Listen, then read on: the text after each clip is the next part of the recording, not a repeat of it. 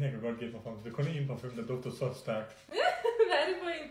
Jeg er så glad. Jeg har modtaget 2 parfumer fra Parfume Lab, som jeg har virkelig glædet mig til at modtage. Jeg har valgt en parfume til mig selv, og faktisk en til min mand. Wow. Her er den ene. Wow, den er også bare super elegant. Hvor ser den bare godt ud. Ej. Denne her, den er faktisk inspireret fra min yndlingsparfume, Si, og den elsker jeg virkelig meget.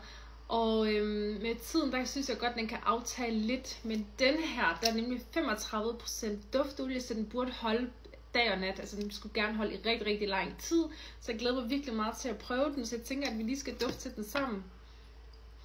Ej, wow.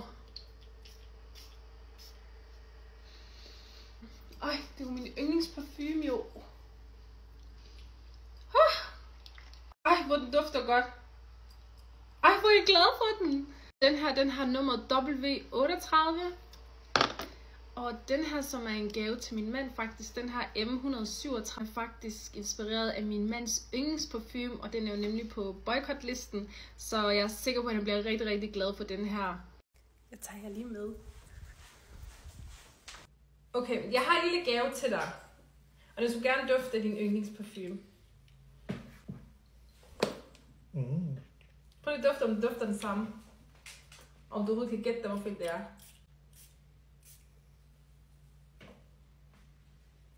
Jeg kan godt give mig frem. Det er kun én parfume, der dufter så stærkt. Hvad er det for en? Den med Louis Vuitton, jeg har.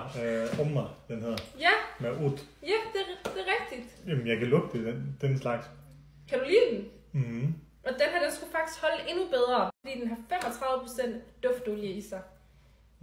Spændende. Ja, så kan du nemlig købe den her i stedet for den anden, som vi boykotter. Ja, jeg savner den også.